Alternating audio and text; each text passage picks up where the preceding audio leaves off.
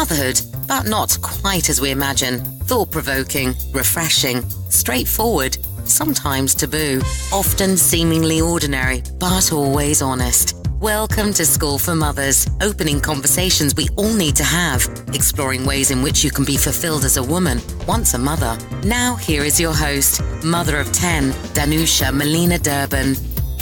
Welcome back to another episode of School for Mothers podcast. I'm your host, Danusia Melina, and as always, thank you so much for being here. In this week's episode, Gaze, I'm joined by Lacey Haynes, who's a long-time yoga teacher, spiritual guide, and movement practitioner. She's also mother of one child. We talk about what I think are vibrant, sensual, kind of revolutionary things. We talk all things pussy and the transformational potential of connecting with yours. It's an unusual conversation. It's one that we don't typically have, and I'm hoping you'll really love it. And while we're talking pussy, I want to interrupt telling you about this episode to spotlight one of our listeners. In fact, it's a complete team of listeners. Here's a shout out to our listeners at Taylor Painting and Decorating, who wrote in with some fabulous feedback. I really love receiving feedback. So thank you ever so much for your heartfelt words. They said, we're a team of guys and some women painting away listening to your podcast. We're learning things we never knew we needed to know, and secretly, we're starting to like it. Keep the good work up, School for Mothers podcast. Well, thank you, Taylor Painting and Decorating. I really love to hear that you're all learning things you didn't expect to. Really makes me happy thinking your team secretly listening in on our conversation while beavering away working. If you'd like to leave a review and possibly be a spotlight on the podcast, you can do so on iTunes or anywhere else that you like to listen to podcasts. I'd love your feedback and send it to podcast@schoolformothers.com. That's podcast@schoolformothers.com. I read everything you send in. Back to pussy. This conversation really blows open the medicalization of birth, pregnancy and birth, in fact. Do we really need medics in pregnancy and birth? What happens when we really super get to know our pussies? And more than that, when we pussy gaze in the company of other women. What Lacey covers is so radical and so freeing. She talks hugely about the empowerment of herself and what happens when us women begin to trust our bodies and how unusual that is, what that brings us. It really is a super conversation. I think it's not a commonplace one, and that's part of the power of the School for Mothers podcast. Before we go further, I'm sure you already know this podcast and episode is sponsored by Me Sheets, my simple but incredibly effective system to get mothers like us not only doing the things we want to, but as important, if not more, reinstalling us right bang smack in the center of our own lives.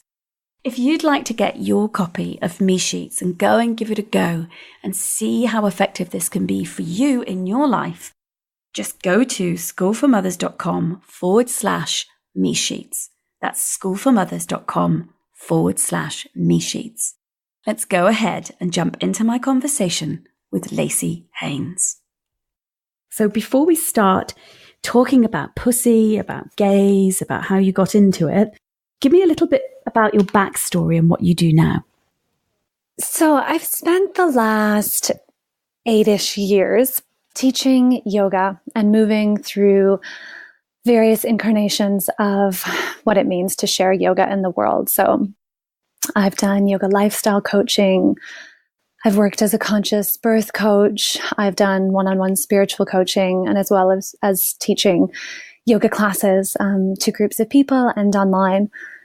And this journey of yoga, which is, a spiritual self journey of realization and, discovering things about yourself and the world, has really led me to this point and led me to, all the choices that I made throughout my pregnancy, which, are very different than the norm, having an unassisted pregnancy and then having a free birth. So just delivering my child at home with my husband and my friend present.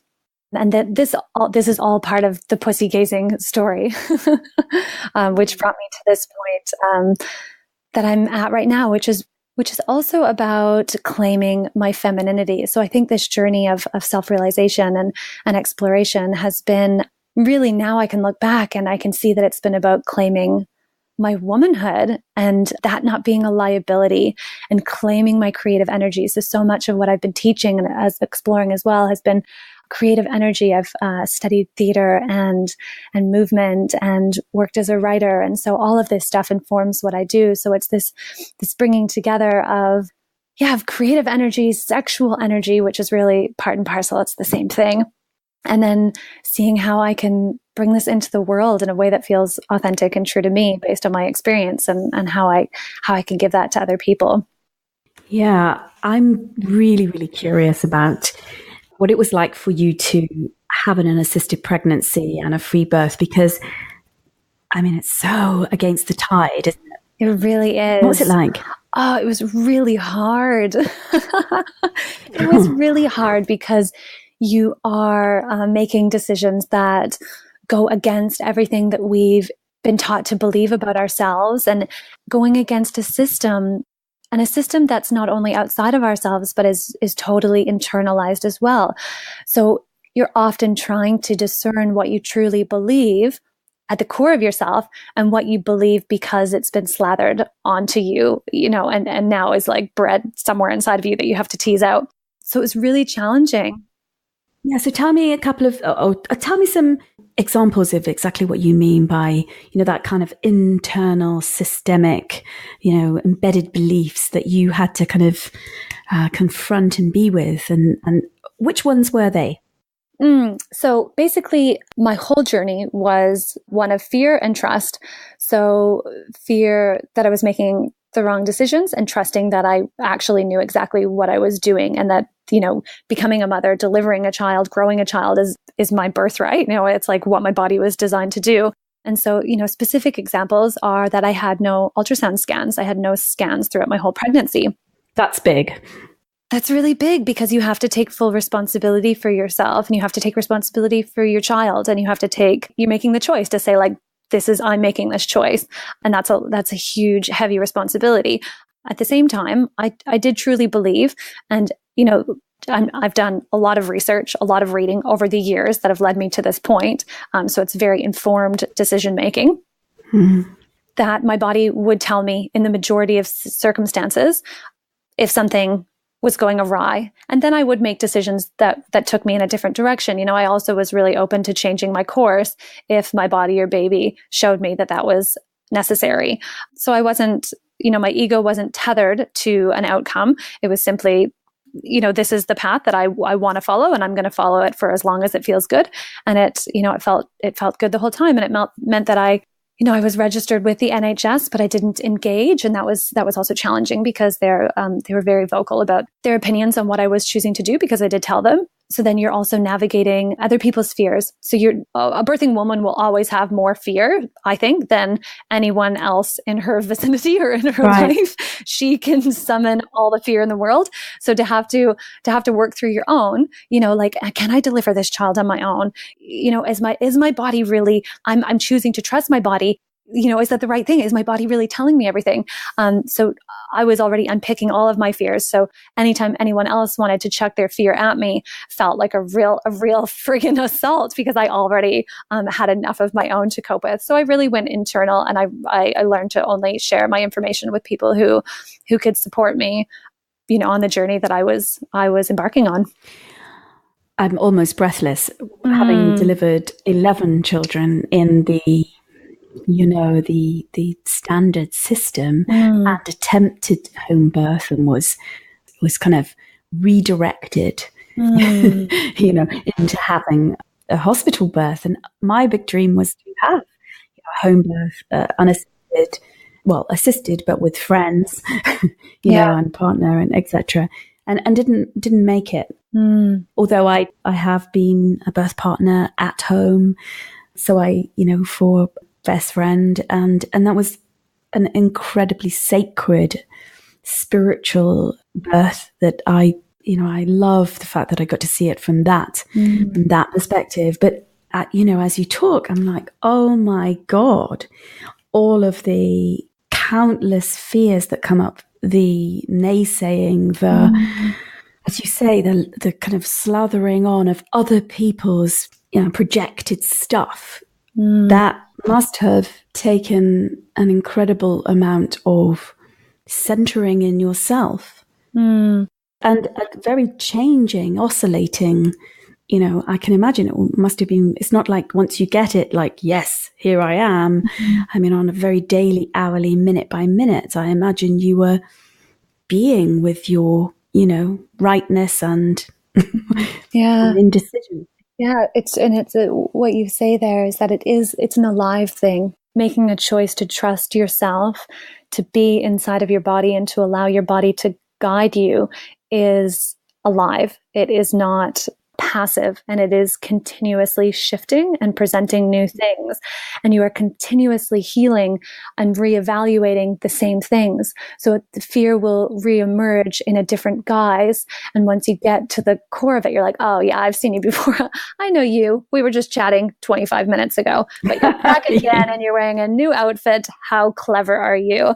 So it was a lot of negotiating. And it, I think we birth the way that we live, and in a lot of ways. And this has been, it's been a very long time coming that's brought me to this point. It wasn't just a decision.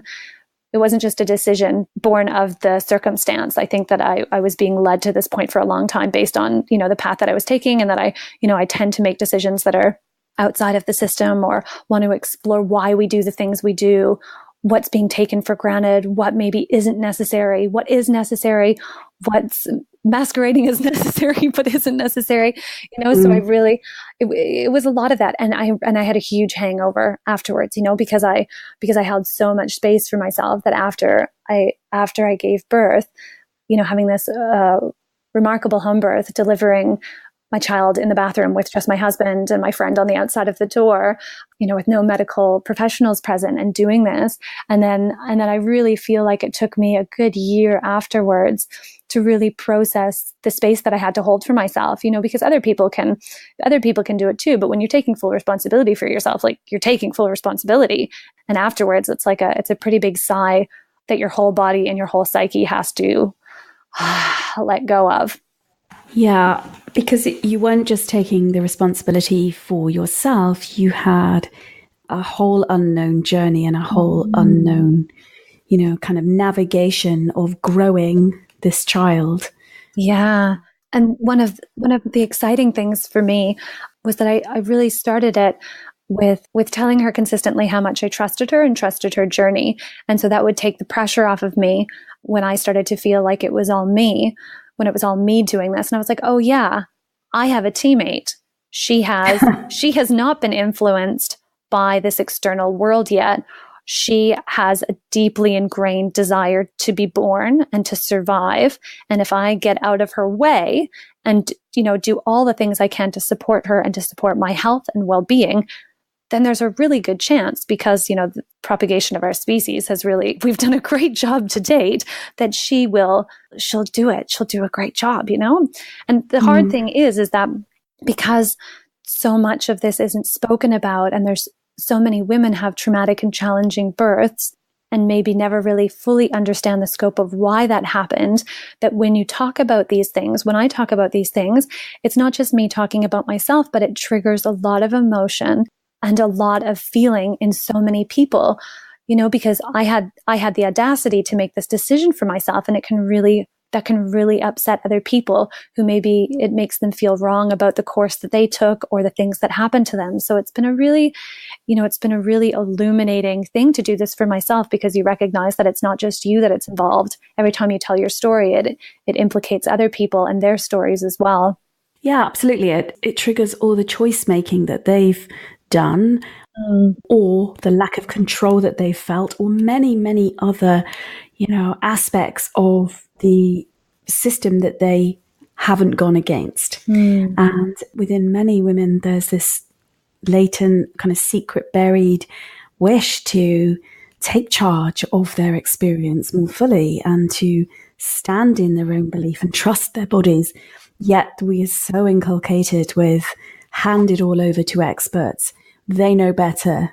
And that, that it feels like it's the easier way, yet actually at a deep psychological and spiritual level, it may not be. For, it's where we lose claim. We disconnect with our deepest strength as women. And I know when I found I was having the triplets, there was this incredible, like horror. I mean, medical horror of, oh my God, you have to get, you can have a selective reduction. You just need, we'll take one away or maybe two. You can just have the one ideal baby. And I remember very clearly thinking, no, nature will do her thing. My body will do what is not just like passively, hey, give it over to nature. It was my body will do what is needed. And if these spirits are meant to be, then they will be, whichever spirit that is. If it's one, two don't survive.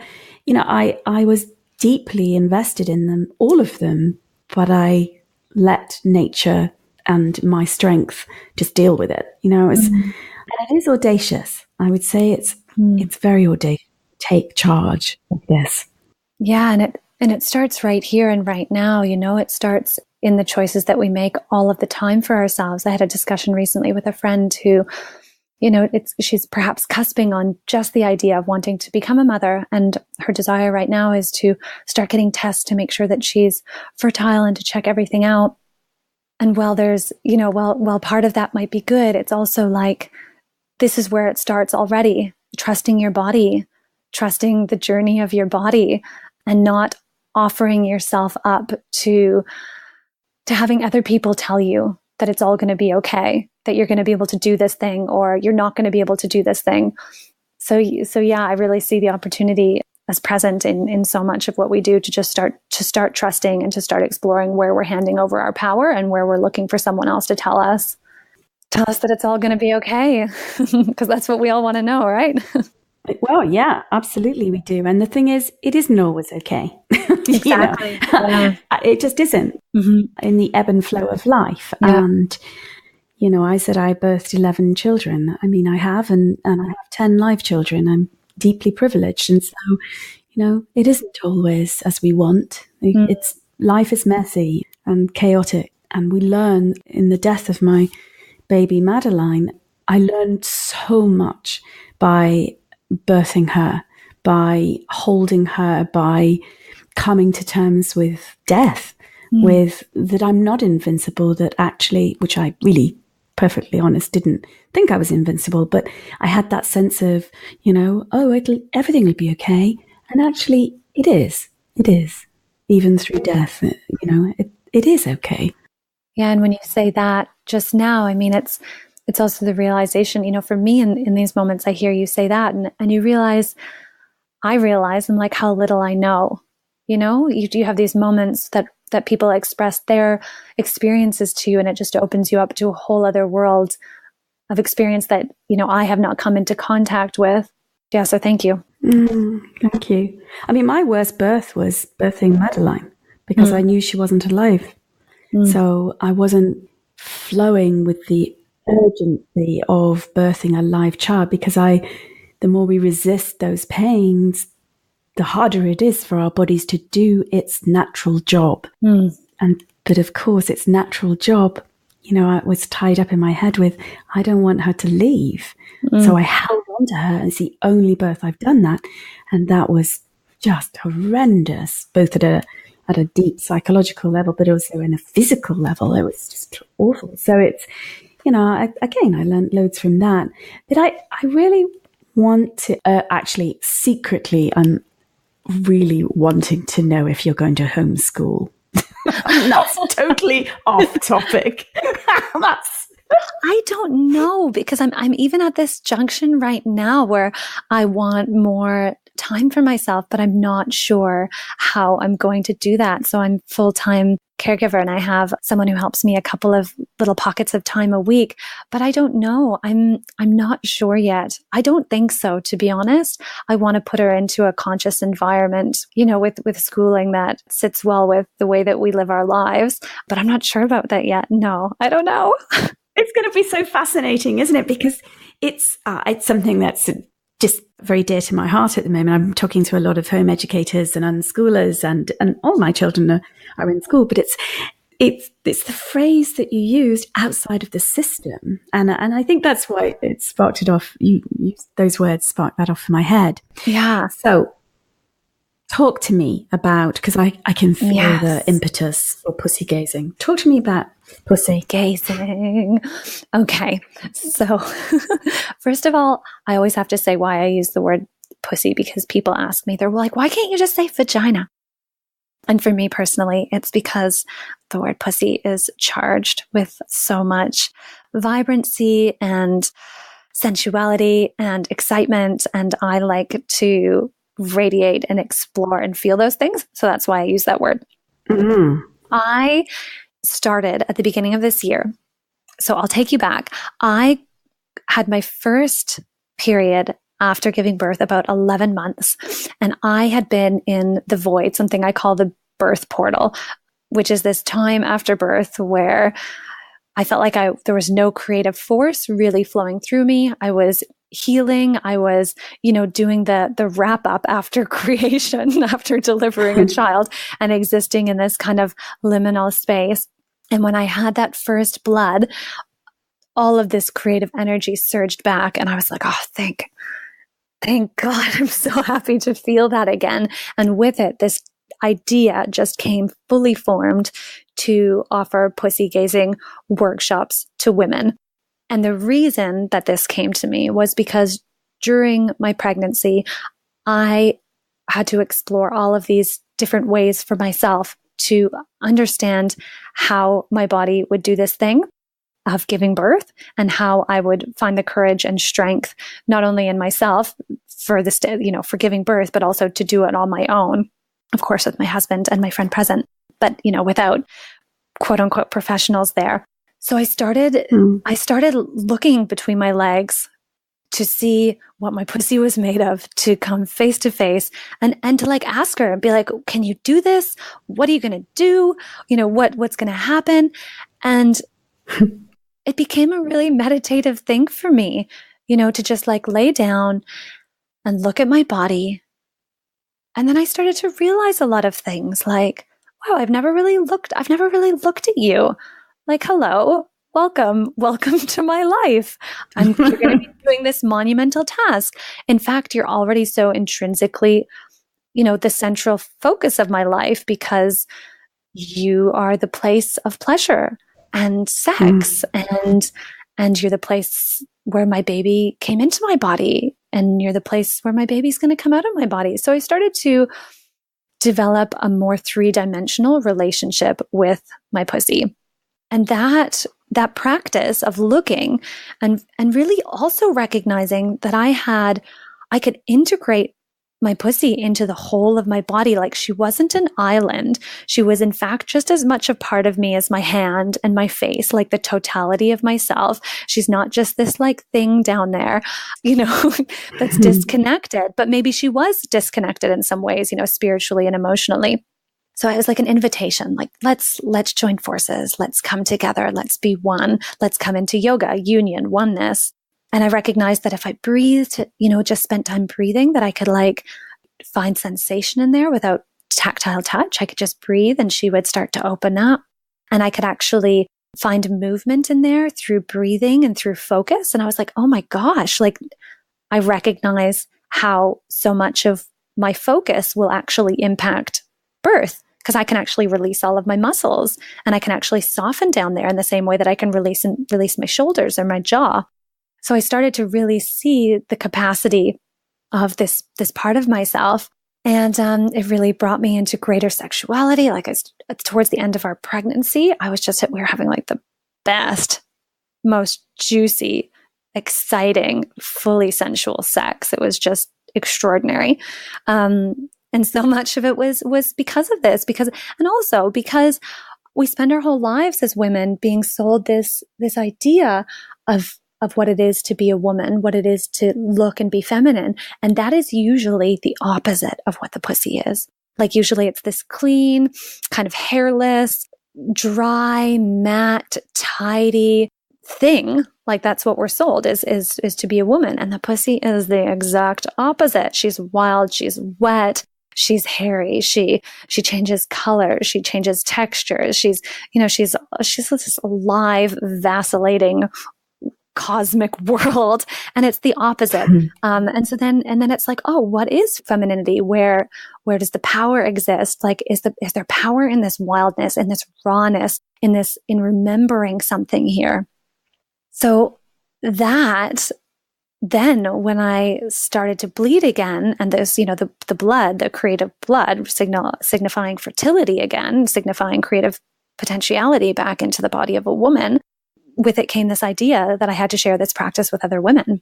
And so I started. What did women say? And I mean, were there women that said, no? I'm sure Are you kidding? I'm sure there were, but they didn't say it to me. I think there were I'm sure a lot of people who were just like, why would you do this? And actually, no, that's not true. I had people say, like, why would you do this with a group of other women? And at first I said, well, I don't know, but I'm willing to find out, because I hadn't done it, but I was like, there's something here and we have to find out.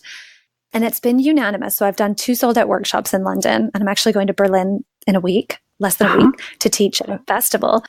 And it's been unanimous that it might seem like this totally weird thing to do, but actually once you're in the room, it just feels totally comfortable and oddly normal.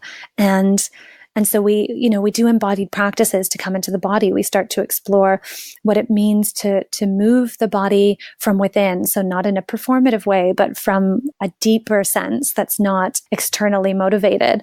And we come into the womb as like, regardless of where you are in your stages of life, regardless of, whether you're cycling anymore, any of these things, it doesn't matter. We come into the womb as like a place of potentiality and creativity. We come into the pussy as the spot of pleasure. But also, for a lot of people, having to face trauma and disappointments and all of these other things, ancestral baggage and healing. And then eventually we end up in the end of the workshop with a mirror in our hand for the last session or segment of the workshop, looking. People have the choice to be private with under a blanket, or they can do it, it's however they like. And I think it's very healing. I mean, I've had people who left the workshop and had sex for the first time in almost a year. Wow. I've had people say that it helped them to process their births, the challenging births. I've had people say that they felt, the weight of sexual abuse and like start to lift the shame of it as they came, face to face with their body. Recognizing the difficulties of their grandmothers, their mothers, their whole ancestral mother line, recognizing that it can stop with them now, the shame of being a woman, the liability of being a woman, like perhaps in doing this practice, they can be the one who it ends with, and they can start to feel the power of their womanhood. So it's huge. That's what it sounds like. This incredible, as you say, huge empowerment and release of recognition of self-power and a cleansing. And I really mean in a kind of, almost a re-engagement at a very sacred level with the core of one's womanhood. And so few women do it. Lacey, I've done a lot of work with Regina Thomas Hauer, and yes, a hero of mine. Yeah. And I've been very honored to work with her, and she does some work around pussy, and her book is called Pussy, and one of the exercises is to decorate the pussy, actually, to have so good. To have transfers and all sorts of little stickers and diamante bits and pieces and sparkles, and it sounds really like, why would you do that? A bit like, why would you be in a room with women gazing at your pussy? But it's so empowering. And not everybody has to do it. It's like, you don't have to be ready to do that. It takes women different time to actually engage with this. But I have really noticed that once women do this in community, with sisters, in sisterhood, that there can be massive shifts at a kind of collective level, which is beyond anything that, beyond let's just take a mirror and have a quick look at between our legs. It really is life-changing. And as you mentioned, ancestry healing, lineages of the lineage of women who've been shamed and punished and used. And that can, that healing is enormous, absolutely enormous. Yes. At what age would you suggest, as a mother of a daughter, when would you introduce this?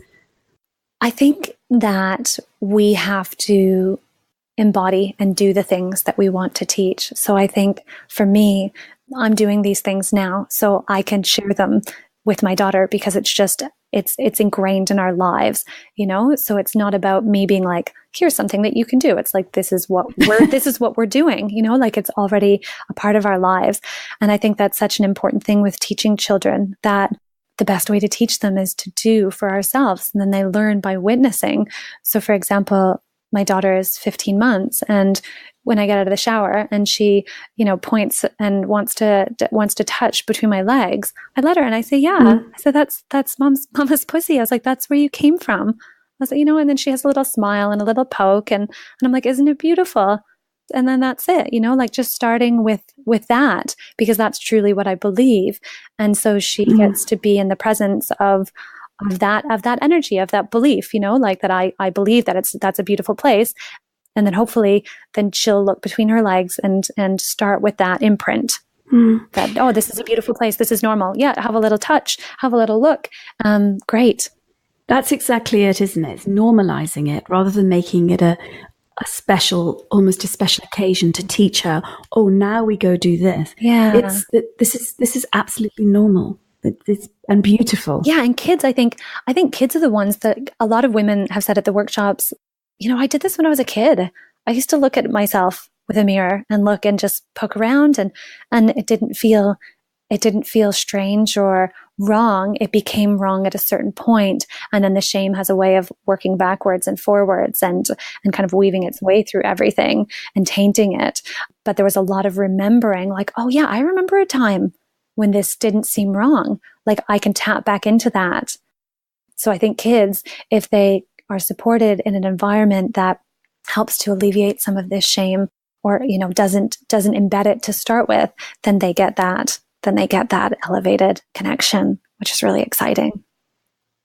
This is so good. It really is. It's so very revolutionary. It really is. I so believe it. So talk to me about what you think becomes possible when we really know our pussy. So in a day-to-day way, I think that you have a greater chance of experiencing like a sensual, turned on, elevated, vibrant life. I think that it's like, I like to see it as living from this place. So you're like I like to believe that I live from my pussy and my womb. I live from this sacred triangle, which is creation and pleasure. And that I can tap into this place at any time during the day, pause and take a breath and be like, oh, there's my pussy. Am I feeling connected? No, I'm feeling totally disconnected. I feel no sense of pleasure right now. I'm rushing through my life. I'm going to take a pause, take some breaths, bring myself back into this place and find that sense of juiciness again. And then my life just feels more vibrant. I think it leads to better sex. It leads to more courage, I think, to really know yourself and to know what you want. It feels to me like an explosion of life. Like I reckon it's like the new frontier of femininity. Like I use the word feminine and I use the word femininity, which can be quite fraught, especially if you're coming at it from like a feminist perspective or a gender or like these terms have their own meaning, which can be a bit tricky. But I say femininity because it feels the most true to me. Like I believe that there is an essence for people who identify with the feminine essence. So like you can identify with masculine essence, you can identify as feminine essence, regardless of your sex. Yeah, absolutely. So yeah, finding my way into this has been like, I think it's just really finding my way into my power as a woman to distill it to not be trying to be a man, to not try to live as a man, to be like, oh, I can live as a cyclical being. I can live as a person who's connected to their emotions. I can live as a person who's deeply sensitive, who fluctuates with my cycles, who fluctuates with the seasons. I can be this person who's changing all the time, and that can be my power. And I can be sexy, and I can also, be powerful. And my sexuality doesn't need to be a liability to take away from the fact that I can also get shit done in this world. So I think it's really just this like fully embodied sense of being a strong ass, powerful, sexual, creative woman, and to not feel like that's wrong. Wow. Yeah. I feel like I went on a big journey to get to that point, but that's where I arrived at. That's exactly. And that's like some big ass manifesto there, isn't it? It's like, yes. Yeah, it is. And I think I'm having the best sex of my life. Like as a new mother, I'm having better sex than I had before I was a mother. And it's because I'm living from this place in my body, because I know how to access my sexual energy now.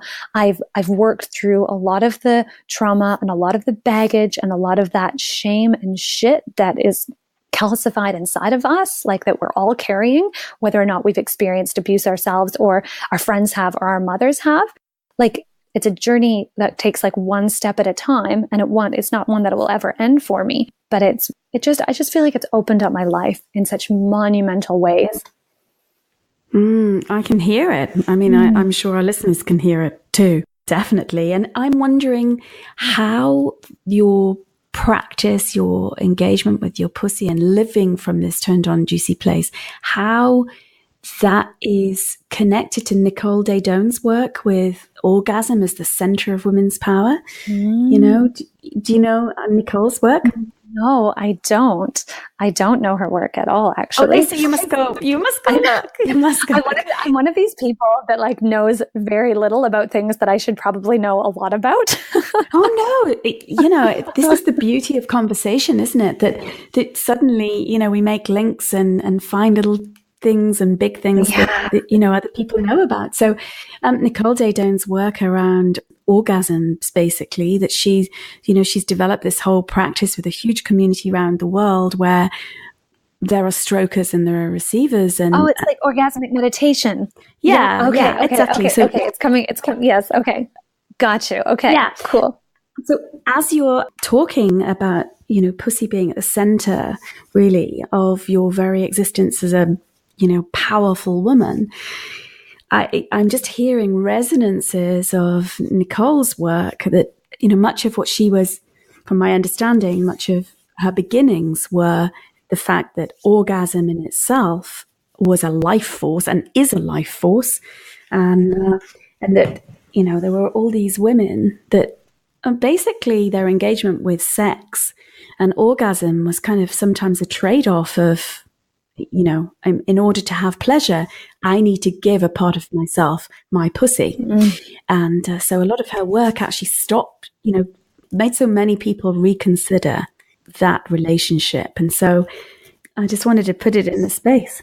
Yeah, so potent. And I think too, something that's so exciting, and these are conversations that I've had with many, many women, that experience of sex, penetrative sex, of taking someone into your body or something into your body, for a lot of women is not where the pleasure is. Like a lot of the pleasure for women is external in the clitoris and in the external area of the pussy.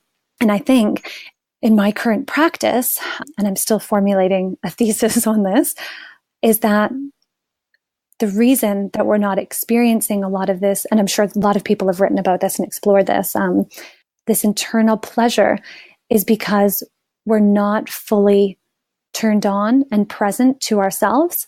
So our bodies cannot open the way that they're designed to open, to receive, but also to release, which is childbirth. So we have these internal blockages where we can't fully articulate the space inside of ourselves. There's something holding us back, and that's not allowing the full spectrum of pleasure into the body, and then also not being, having these blockages with natural physiological childbirth. And I think when you start to live from your pussy and you start to find your way in over time, you start to be able to open this space because a trust develops in yourself that then you can allocate to your partners if they are in fact trustworthy and deserving of this trust and of this entry into your body. Then you can truly open. And I think the pleasure, the magnitude of pleasure and the potentiality of like opening this creative space is just, it's huge. And I think that too is where the possibility of like more natural childbirth happening is also accessible, is because we can actually open up, trust ourselves, know that we're worthy of this. We're worthy of this pleasure, where we're capable.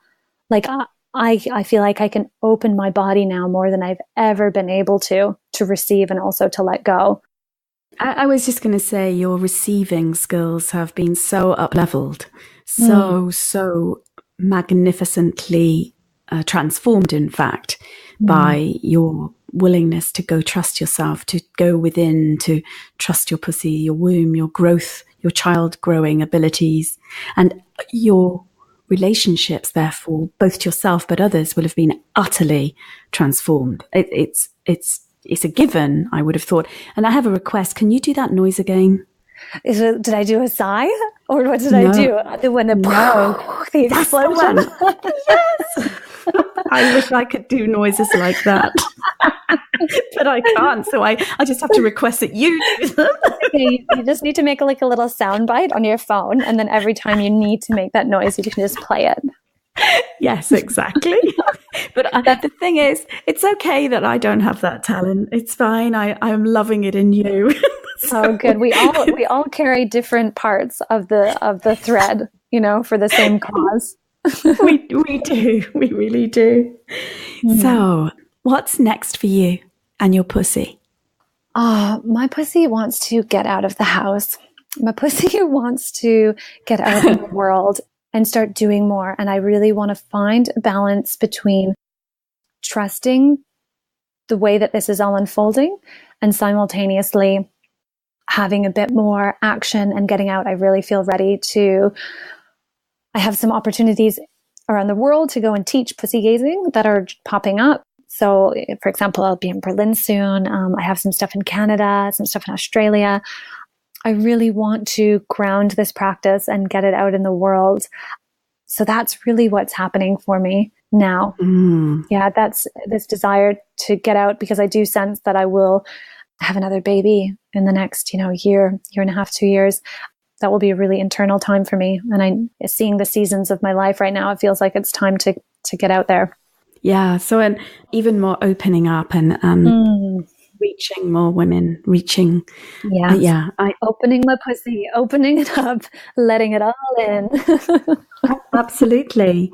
Yeah. So what's the very best way for listeners to see what you do?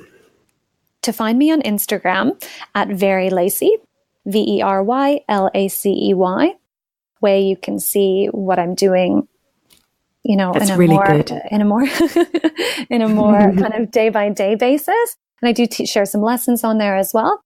And then via my website, LaceyHaynes.com, and Haynes is Haynes. And then you can find, as I start to release more of these international dates. And I'm also actually going to do audio recordings. My goal is to get those out in the next couple of months. So to do specifically, now that I say this out loud in a public way, I will be committed to this. So I've had a lot of requests, and now I feel really ready to do this, is to do an audio for women so they can do this practice at home, because I think being guided through it is also one of the fundamental parts to take you into sort of the center and the essence of the pussy gazing. So I'd like to do one for women, all women, and also one specifically for pregnant women, because I know that how transformative this practice can be if you're bringing life into the world. Well, I cannot wait to see what you cook up on this, and you can bet that I'm going to come and join you someday on this gazing.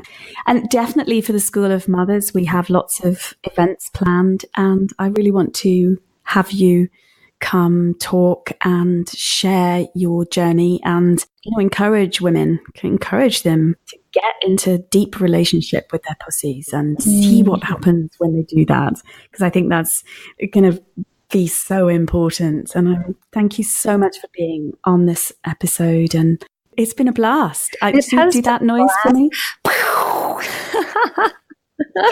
That's what it's been. It's been a blast. And I just want to say to everyone listening that all of this can sound really kind of wild and broad and can be really inspiring, but also like not having a place to start. So starting simply with like the tactile connection, you just place your hand between your legs and you can take a couple of breaths and you can find just a connection, like that can be your entry point. It doesn't need to be gazing with a bunch of women. It doesn't need to be free birth. It doesn't need to be all of these things that are, they're kind of a longer end result for me. Like it's taken me a long time to get here. So to find an entry point that is in alignment with the way that you live your life, and let that be your first step. And that's perfect. You're exactly where you're meant to be. Even just noticing as you put your hand there, the temperature, the pulse, the very micro step to this. It's not whip your pants off and get a mirror and like, hey ho. It doesn't have to be with a group of friends on a Friday night with some Prosecco. That's really not what you're getting at. I know that. So, and I love that you're bringing us right back, really right back to what is perfect for each woman, whatever that feels like. Yeah. Honoring your journey. That's what it's all about, like being inspired by other people, but not comparing and not allowing where they are to impact, where you are. Just be where you are and start where you are. Exactly. Thank you so much. Thanks, Danusia. That was wonderful. So there you have it. What a fabulous episode. Lacey Haynes is one kick-ass mother. I mean, fancy giving birth with absolutely no medical intervention and going right the way through that pregnancy. I was blown away by that woman. She's fabulous, isn't she? If you haven't already subscribed to this podcast, why don't you go ahead and do it? Because you're not going to learn about what's coming up unless you do, because I'm not really going to discuss this on social or in fact by email. I'm really only going to let you know on these core episodes. So you'll be the first to know about my cracking bonus episodes that I've got planned. I'm having a huge amount of fun in doing so. I really am. If you'd really like me to know what you'd love me to cover in this podcast, in these solo episodes, you can always write to me at podcast@schoolformothers.com. That's podcast@schoolformothers.com. So all you need to go to is go and subscribe on iTunes or whatever you listen to podcasts on, and then you'll always hear the core episodes and you'll have first dibs on what we're going to do. So next week, let me tell you just a little bit about it. My guest is Priscilla McKinney, and she has been working for years with her husband, staying at home looking after their children.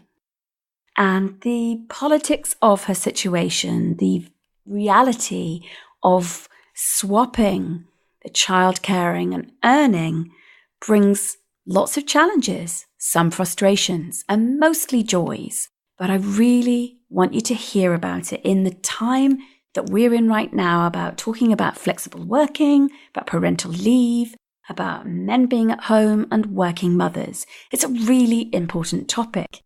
So I'll see you here again next week. Thanks for tuning in. Bye for now.